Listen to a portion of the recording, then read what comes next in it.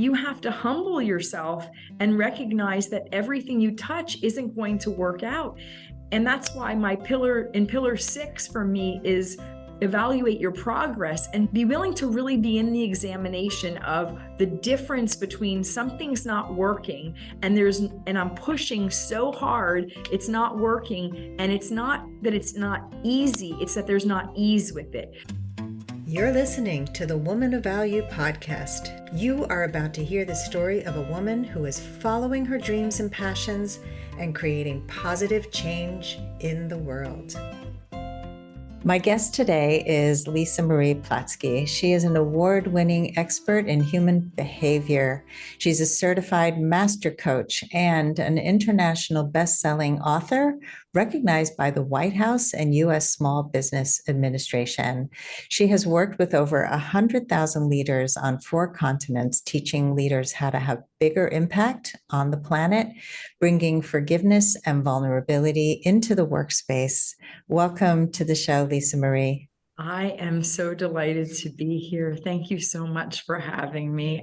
Sandy, it's the name of your podcast, and we're talking about value, makes my heart just sing. And I have to tell you, our conversation pre-show, it has me excited about what we're going to talk about on the show. So thank you so much for having me.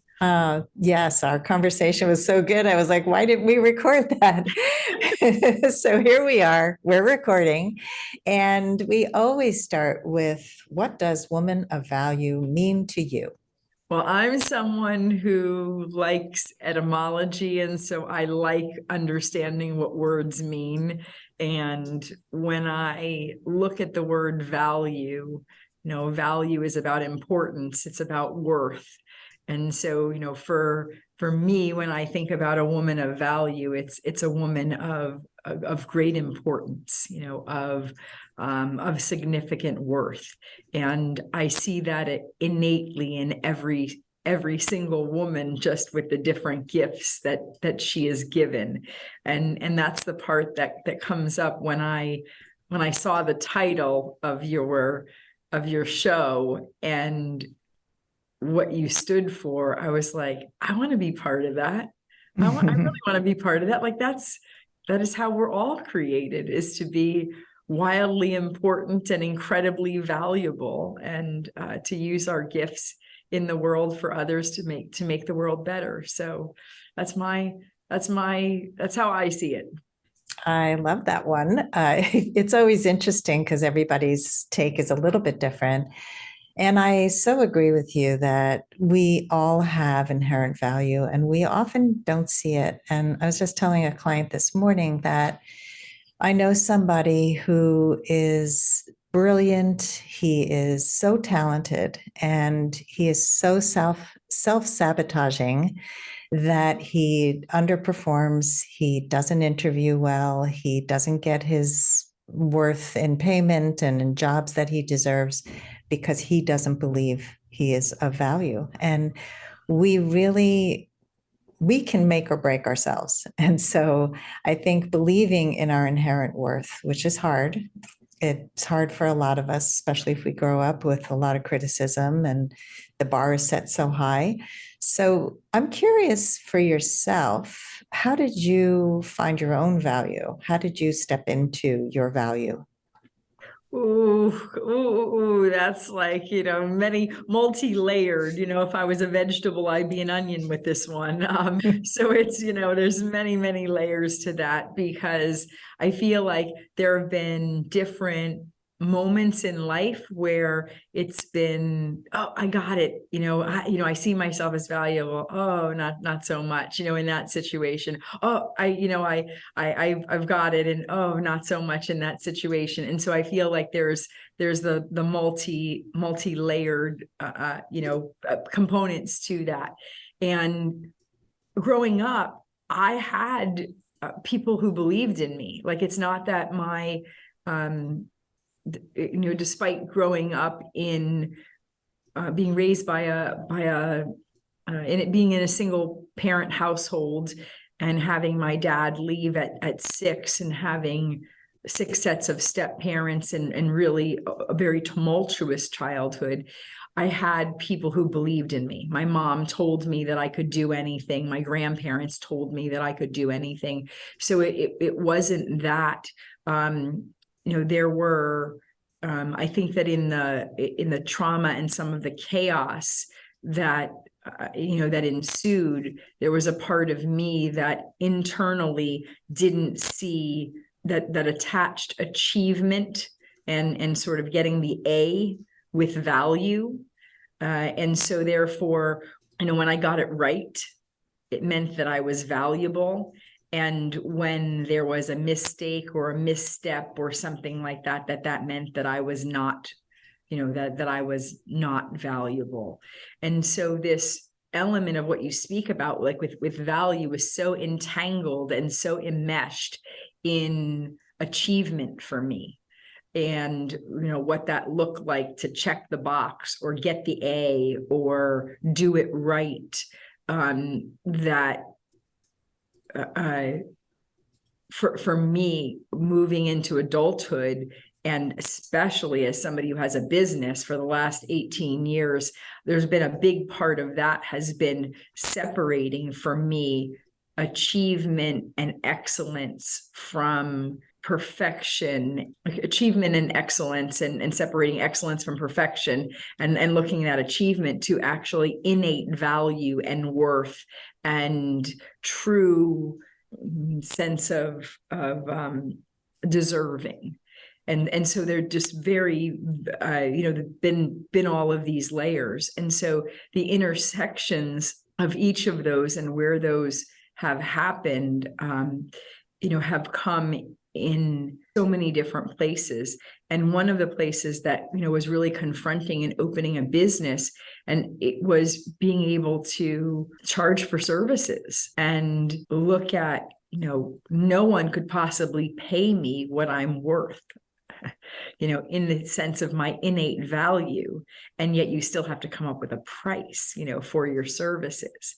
And you spoke about that client. And so, the devaluing comes when you're not in the space of taking a stand for what you're worth. I'm just going to pause because, Sandy, there's just, like I say, if I was a vegetable, I'd be an onion on this. And there's so many layers that I could speak about. And I know I know you have layers to this yourself that you want to peel back. So I'm just going to pause there and see where we go with it.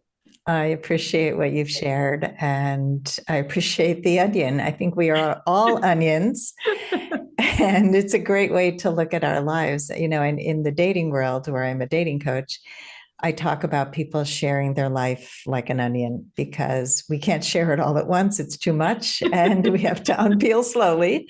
And also people have to earn our stories. So it's not that we just dump it all out. But I think that your story is a really valuable one. I know that so many of us can relate to achievement being tied to worth, and perfection being tied to achievement. And it keeps us stuck. I mean, it keeps us really not only stuck, but it's only part of who we are. Achievement is not the whole picture. The thinking brain, the scientific brain, the analysis and the literal thinking, all of that is just a small part of who we are. But when we can access the emotional piece, the vulnerability, the beauty of who we are, the personality behind it, the lack of perfection, the fact that it's human to be sloppy and messy and make mistakes, and share those, which you just did, saying, I wasn't always this way. That makes you relatable. You're not a robot. So I just wanted to acknowledge those things before we go further. Thank you. Thank you for that. Like, it's just so much. And I'm not sure that those are things that are ever comfortable sharing. Like, I don't think that there's this magic place that you get to where you step across the line. It's like, oh yeah, now, vulnerability becomes the thing that's easy to do. I just have found that it is a connection point and a door opener, really, to tap into the humanity. That's really why we're all on this journey together anyway.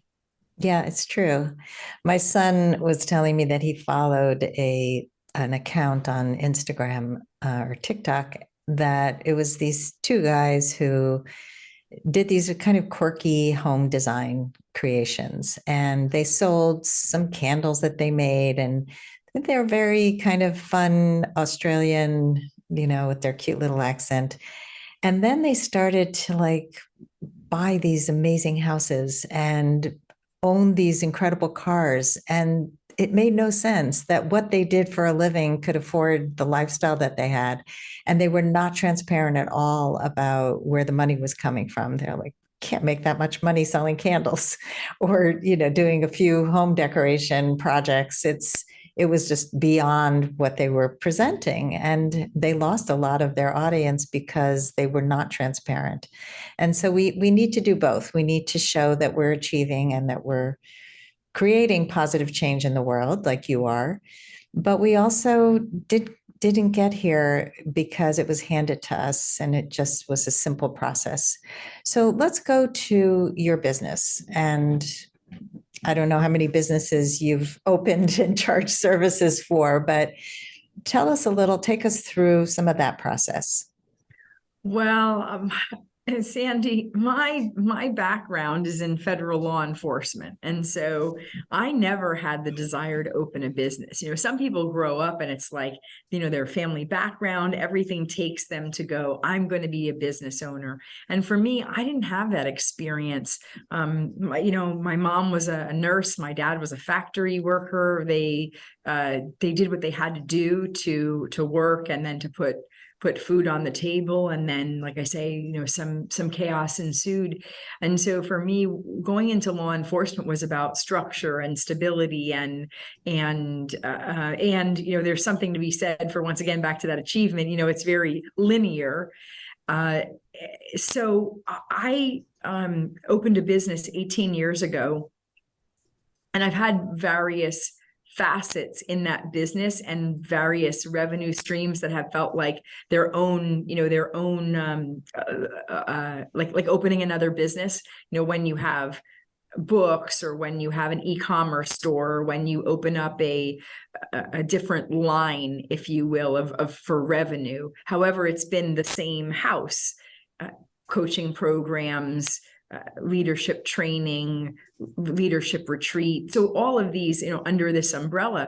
And when I did that, it wasn't like I was like, yeah, I want to be a business owner and I want to have all these things. It was really the transition in that. And I can tell you that so much had come up that I didn't understand. I just knew that I had values of freedom and fun and flexibility. And so being newly married to someone that was also in law enforcement, a business would give me the ability to have my own time, right? To make choices my own. Now, Sandy, you have a business and you understand. And for anybody listening that has a business, it's like, that sounds really great. And you still have responsibilities. And so your time is sometimes even less your own because you have more components that you're responsible for than simply a job description. You wear many, many, many, many different hats.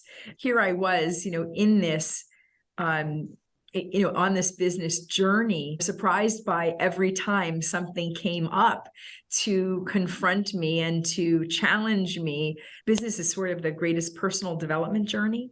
You get the things that are not working in your life. You get a business reveals those gaps in a greater way. This business of opening a leadership training and coaching and consulting company to be able to work with business owners and corporate executives is one that I didn't expect to be here 18 years ago and be in this place. It was a bit of a lot of surprises. And you can understand this because you're writing a book on choice points or getting ready to release a book on choice points.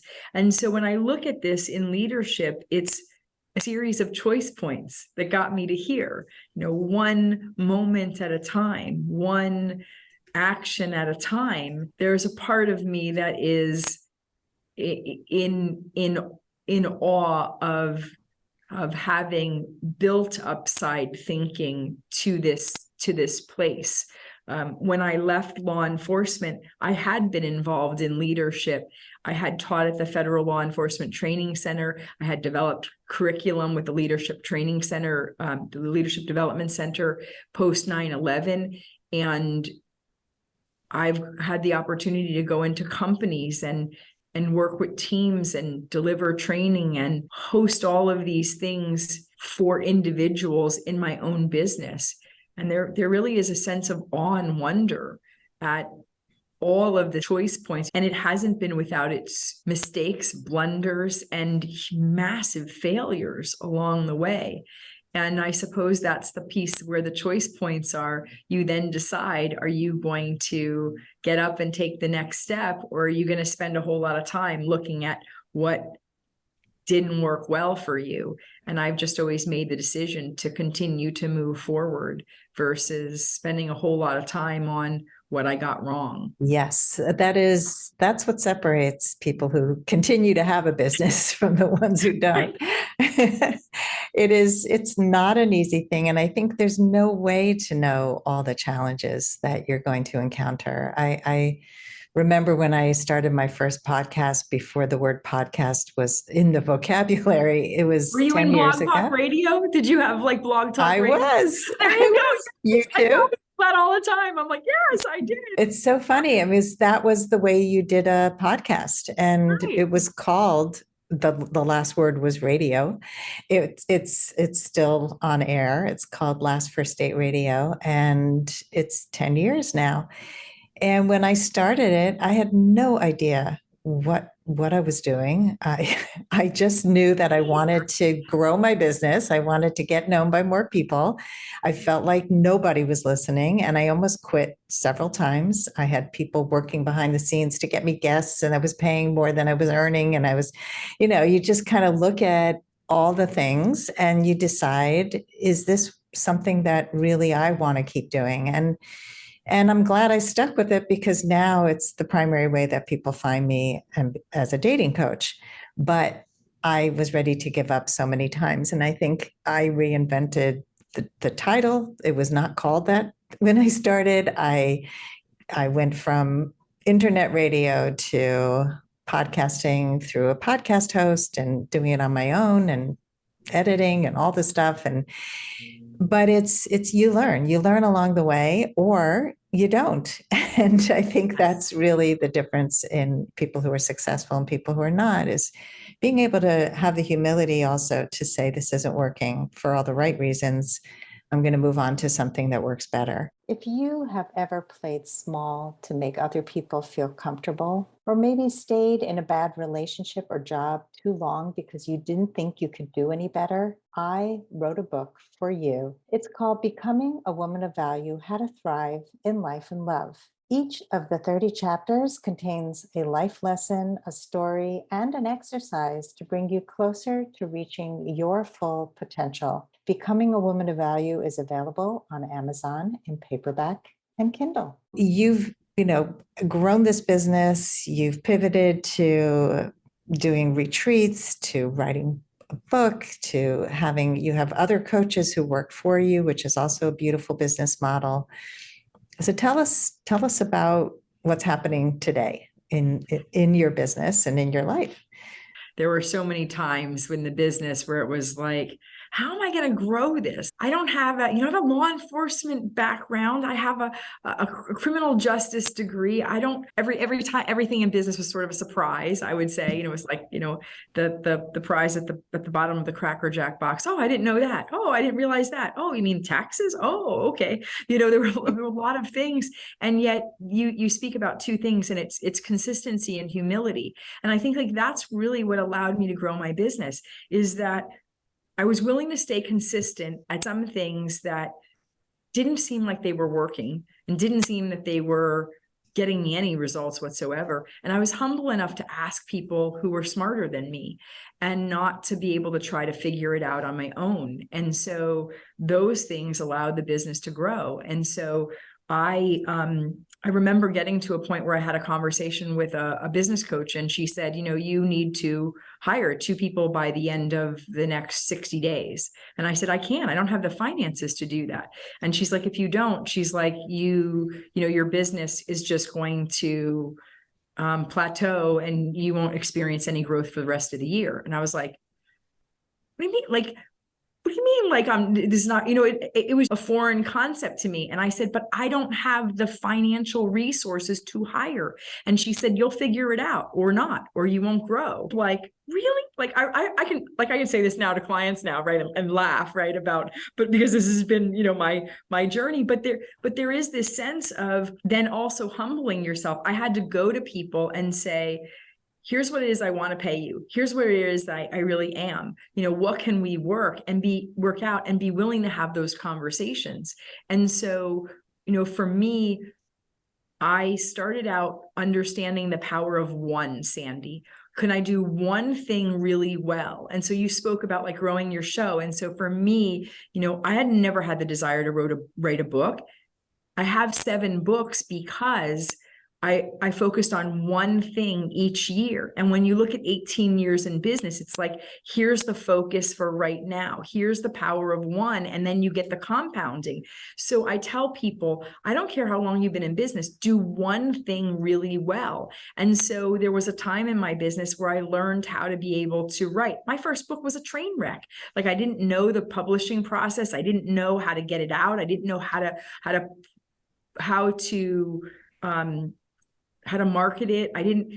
And so I focused and hired people smarter than me and dialed in on that. And the second book, there were elements that with print on demand that I learned, and that one still wasn't great, but it was better. And then the third one became a bestseller in 5 countries, #1. But it took those first 2 sort of like, to be able to get to that third one. And then, 4 and 5 and 6 and 7 and what those have done for me. And the same thing with retreats. My retreats were ones where they were messy, and they had, I had a retreat that had 2 people in the room, but that was the thing that allowed me to then do it better the next time and the next time and the next time. And I just finished having my Upside Summit, which is once a year. It's always in January. It's a 3-day conference. That's a leadership conference on my 7 pillars of leadership. And I, finished that event and had people from all over the country in the United States, as well as other countries, come to the event to volunteer, to be in the room and attend, and to the level of transformation of these leaders that have 6, 7, 8, and 9-figure businesses, merging with people who are startups and corporate and sharing ideas. And what has happened out of that for me is like, I couldn't have imagined it when the first event, Sandy, I took out a business loan. I lost so much money. Like, I was like, I can't do this. And then year 2 came and was like, well, are you in it? Are you in it for forever impact? Are you in it for lifetime change? Or are you in it for like, well, that didn't work, we'll try something else. And so I find that the power of one with that compounding, you have to humble yourself and recognize that everything you touch isn't going to work out. And that's why my pillar 6 for me is evaluate your progress and be willing to take things that be willing to really be in the examination of the difference between something's not working and I'm pushing so hard, it's not working. And it's not that it's not easy, it's that there's not ease with it. So I let go of projects that don't have ease in them because it's telling me something isn't working or something isn't aligned. But if it doesn't come to me easy, that's different. Like, I'm still willing to take the steps to move forward. And so, when I look at, even hiring my first coach, and I said, who can do what I do? How can they do it? They can't do it as good as I can. Like, all of these things that bubbled up, and then this hiring the second person and hiring the third person, and for them to give them programs was like, it was really confronting. And will I lose this business? And will I still be valued? And all of the things that when you talk about being a woman of value and worth and importance, that were so confronting to me to have the business. Just wow, it's been a wild journey. And yet, now I can look at the Upside Leaders program and the Upside Influencers program and the Upside World Changers program and the Upside Retreats and go, we're still evolving. There was a year where I realized I had done so much changing the programs, but I didn't spend enough time changing me, that we had a lot of sizzle, not enough of me in the program. Back to your, humility and consistency, and ensuring that those are together so that where it is that I'm growing is massive in terms of this becoming a movement. And all of those failures and missteps over the last 18 years to get to the place to go, I have coached and trained over 100,000 leaders. Like, who the heck would have thunk it? When I had trouble getting one person, to show up for something. Wow, who would have thunk it that I have 3 programs? My first coaching program, I charged $47, for a month to get access to me. Now it's like, so I look at it as the power of one and staying consistent. And maybe that was more than you wanted. So let me pause there. But I love it. Like, I love, the fact that you get this and that you've been in this, a long time, and understand there's no magic formula to leadership or to dating or to life. Like, it's just, are you willing to be in it and show up every day on those choice points? Yes, I just am geeking out on everything that you're saying because I can relate to all of it. I think it's such an important conversation because whether you're starting a business or just doing something that feels scary but you feel pulled to, it's important to take that first step, and you can't build on something that you haven't started. So many people, my mother always wanted to write books. That was her thing. I was never the writer, and she never wrote her books. She would come up with 100 excuses. She would write some articles, which got published, which was great.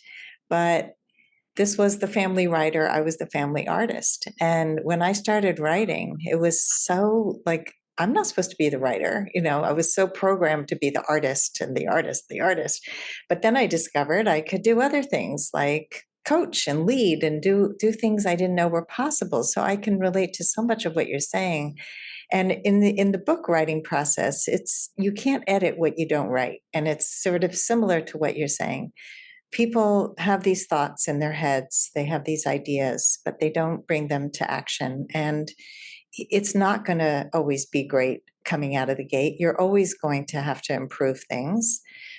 The same thing with the dating process. You're out there, go on that first date after a divorce, and you're petrified and you think, I'm not good enough and I'm too old and who's going to want me? And then you realize I have worth. I am somebody of value and I get to be the chooser out here, and I can improve my dating skills because they are skills. And so all of these things require skill sets that we can learn over time. Leadership is a skill set. I mean, I remember the first time I had a coach who told me I was a leader. And I said, no, I'm not. I'm the second child. Second children are not leaders. We have these crazy thoughts in our heads. So, sometimes it takes somebody else to see something in you, but you've got to be in process, like you said, and the consistency and the humility of like, is this working? But I love what you said about ease or easy. Easy is not what you're looking for in terms of this is going to be simple, but you also don't want to be working against your core principles, or something is just feeling so out of alignment and it's just way too hard. And it should feel like fun. There's an element of fun and when you make an impact on people. So I I just love everything that you shared, and I love that you're constantly evolving and growing. And look at where you've grown, 7 books, amazing. You've impacted 100,000 leaders, and people are coming to you now. You're not pushing to get people, they are finding you. So there's so much to be proud of there. Thank you. Thank you for that. And that is true. And I don't, it's not that I don't understand it. It's that I just couldn't have, for as much as I believe in vision, I couldn't have seen that vision. You know, I couldn't have, because it's like the little steps. And I appreciate you bringing the dating piece of when it's like, I'm going through this experience, and what do I have to bring? What do I have to offer? And I think that crossed my mind so many times as a business owner. Like, I was in law enforcement. Who's going to value, who's going to want this, who's going to want leadership has been done for, millions of years. We got Socrates and Plato. Why do they need Lisa Marie Platske? And yet that is why the woman of value spoke to me so much, is because that, back to where we started, importance and worth, they have nothing to do with what you do and everything to do with who you are as a human, as a woman. Like, you possess worth that is, and I get angel bumps all over, like, that is incomprehensible. And that is what, when embodied, is so attractive. Whether you have a business, whether you're in dating, whether you're in a family, that is what is magnetic, what attracts others to you. So, so thank you. Like, just like, what a great experience to be here with you in this conversation. Oh, thank you, Lisa Marie. And same, the minute we started talking, I felt your humanity, and I felt your grace, and I felt just your sense of worth. It comes through because you are embodying who you are and what you do. Let us talk about the future, about your dream for the future. What is that? Ooh, dreams for the future. So, so years ago, I was recognized by the United States Small Business Association, and they did it was Women of Business Champion of the Year, and they asked me a question. Now, this was probably this is maybe 10 years ago, maybe 8 years ago.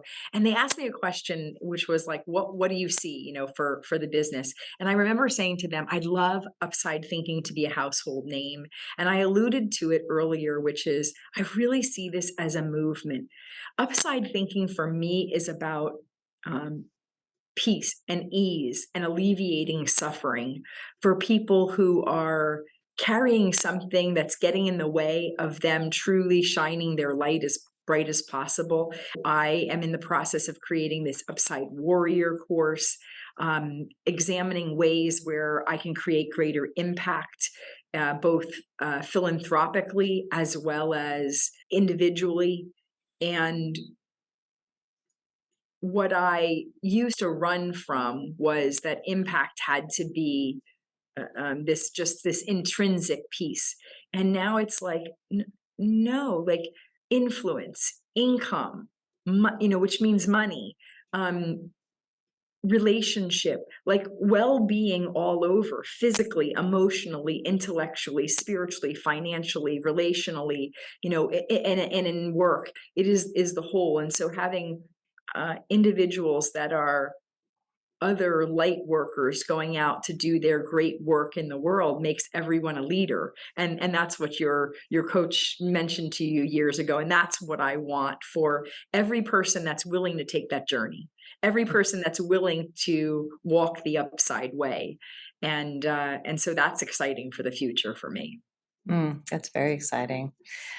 I think when you're very clear about your mission, it happens because you're putting all the pieces into place. And then within the content, the container of Upside Thinking, you can then create so many little subsections that become apparent as you have gone further in this business. And I wanted to do it all me. Like years ago, I was like, this is mine. I created it, and as I have gone, wow, other people have really better ideas that, I get angel bumps with that. Like this is ours. And for me, God is the CEO of the business. I'm an employee, and there's other people who's working along with me, and that's what it's become. And there's something for me that had to change, to be able to let that go, because it was so gripping. And I think that was tied into the achievement. Like, if I don't, then I'm not valuable, right? And now it's like, other people who got a lot better ideas than me and who do things better than me, and let them go do their thing, and let me do the thing that I'm really good at, and let this grow, because if it's just me, it won't grow. I can't see it all, and I can't do it all, and so that's humbling. Yes. It's humbling. Collaboration and community are so essential for growth, and being able to admit that I do this really well and I don't love doing this other part, or I don't see everything. I can't see everything. I remember a business coach I had who said, she was taking a look at my website, which was a complete mess at the time. It was like, I thought I had to include the entire kitchen sink with my website, like every part of my life, and the fact that I was an artist and I was a parent and I was this and she's like, you got to clean house before you want to have people over. It's like, clean up the mess. So, just learning from people who have seen things, who know things better, hiring people who can help you. So important. Well, and having friends that are truth tellers, because here I am, this is probably, I want to say this is maybe a year and a half ago. So a year and a half ago, I'm on a plane with a friend of mine who I happen to coach his wife. He's sitting next to me, and he says to me, yeah, and this is before I coached his wife. He goes, "Yeah, Lisa," he goes, we've been friends, and I was on your website, and I got to tell you, I really don't know what you do still. And I mean, like, this is somebody who's like one of my closest friends. And I'm in business now at this point, like 16 years. Like, this is not like, and I'm thinking, and like, I'm getting clients and stuff. And so I'm thinking, my stuff's pretty good. And he's like, yeah, he goes, and just the way he said it, so nonchalant, I was like, you got to be kidding me. And so I hired somebody, and literally, like, I burned everything down to the ground and rebuilt. I was kind of going, I remember saying to my business coach, like, I feel like the last 16 years, like, are just like, I didn't do anything well. And he said to me, and he's very like matter of fact. And he goes, you got to look at it like this. You were like a caterpillar, and you ate a bunch of good stuff. And now it's time for you to turn into a butterfly. I was like, well, all right then, well, all right. Like, that's what, if we're going to look at it that way, great. And so I literally, everything on my website, every program name, everything. And, and here I am, and it's year 16.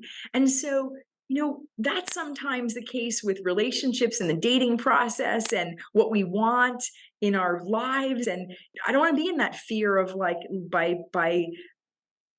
casting it all aside, that it means that I did something wrong or that it wasn't valuable. It's that tapestry. Like, it was needed, and Yeah. and it's not working. Yeah. Yeah. And you can't have that clarity unless you already created the other stuff. Like, it's, at least you put it out there, at least you created Right. that first Right. that first everything, it's that first book made way for the next book, which made way for the bestseller book. And it's that fear of, if I can't get it right, so I'm not going to try it. That's what stops people. And so it's that, yeah, I tried it. I did it. It was working for a while. There was success, but the clarity that somebody else can bring, I know that there's such value in clarifying your message and knowing who you are, what you stand for, and being able to convey that to other people. Really important. Absolutely. And that's the reason why I may be a business and leadership coach, but I have a whole host of coaches, because I need truth tellers in my life and not just friends. And so, much like I'm sure you see in the work you do, you can be dating the same person 65 times and not see it. And then you have you come in and go, well, here's the thing that, and it seems so simple, and it seems so, and yet we can't see it. And so being open to the truth telling in all areas allows change and possibility and newness and really growth to happen. Yes. So Yeah, that's the humility piece again. Let's go to the lightning round. Are you ready? I'm ready. Okay, she's got her seatbelt on. I used to think I wasn't blank enough. Worth enough. That's a big one. Yeah. What was the number one thing holding you back from becoming a woman of value? My opinion of myself. Yep. What is the best advice you can give to a woman who wants to become more empowered? Stand in front of the mirror and actually look at who you are.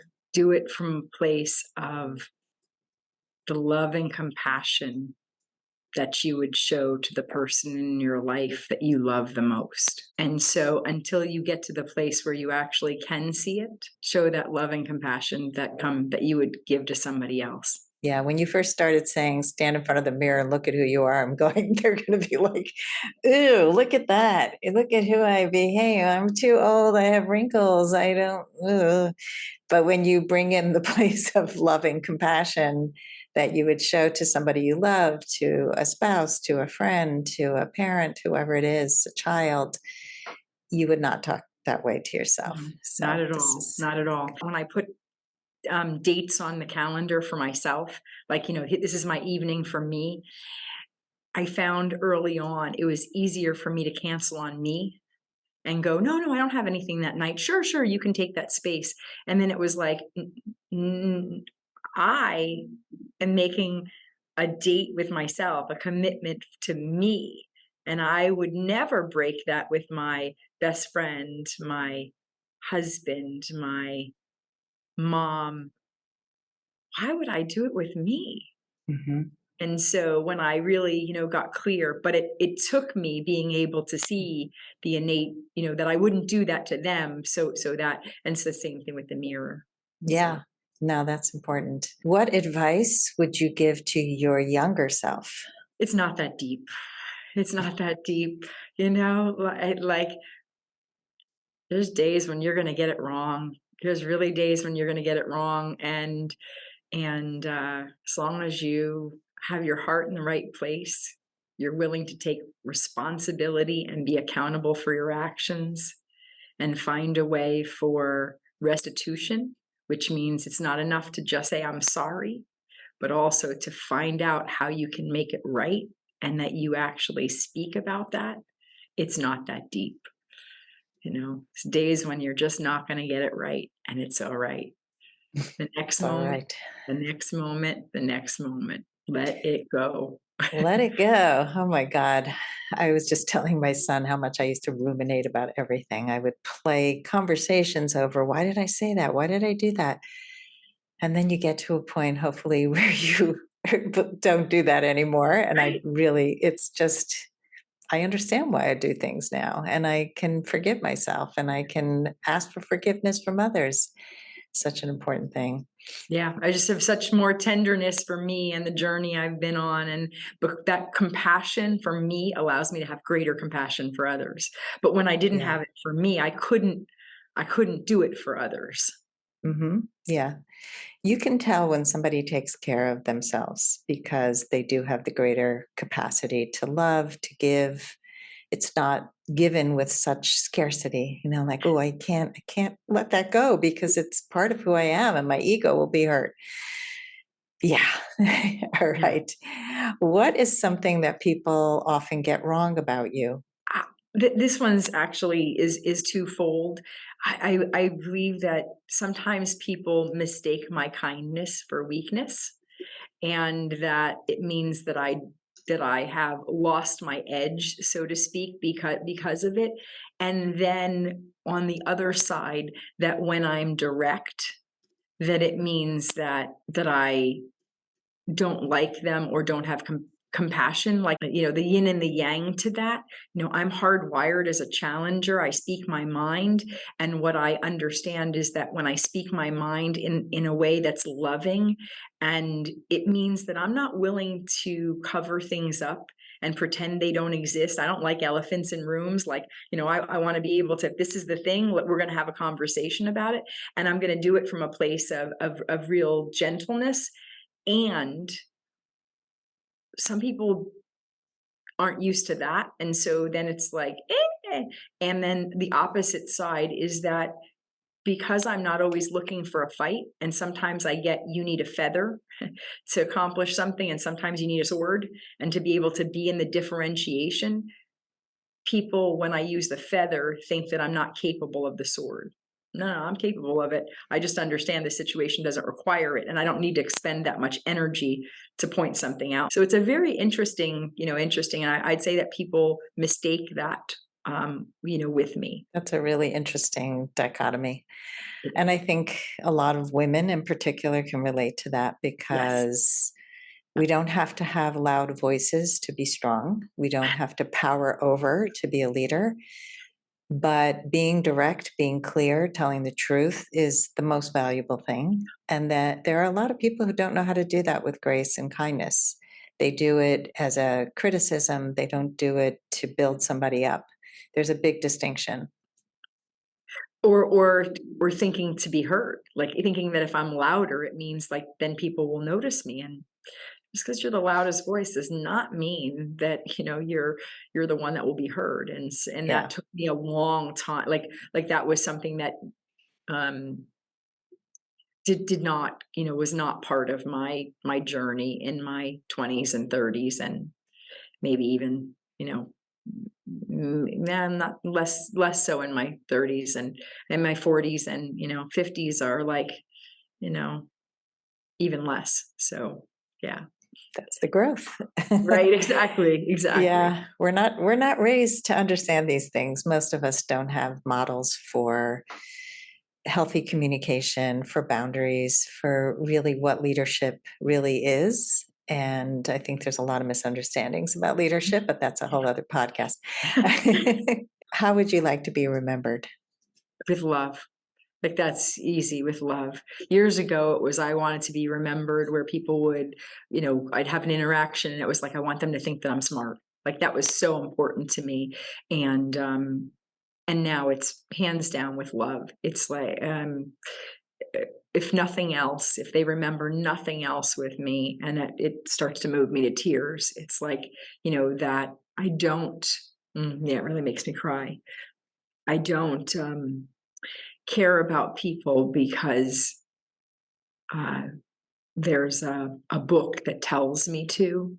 It's that I truly love people for the humanity of who they are, and appreciate who they are, not what they do. That's beautiful. And it takes us full circle from the very beginning of this conversation, where you talked about going from achievements to more being than doing, and balancing all of that, and really being known for the humanity. I think that is so key and so lovely. Thank you so much for this conversation. I mean, I really just feel such a connection, and I feel your humanity. I feel who you are. And I would love for you to share with our audience one link where they can find you, and we'll share the rest in the show notes. Beautiful, beautiful place to be able to find me is upsidethinking.com, UPSIDE, and the word thinking, THINKING.com. And it's a great way to be able to have a personal conversation with me and connect with me.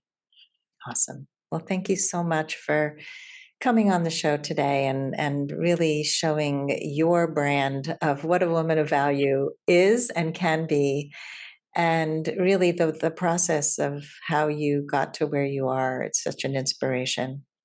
Thank you. Thank you so much, Sandy, for your preparation, your presence, and your just willingness to dive deep into the leadership journey. Thanks everybody for listening today. If you love our show, please give us a great review on Apple Podcasts and go out there and be a woman of value.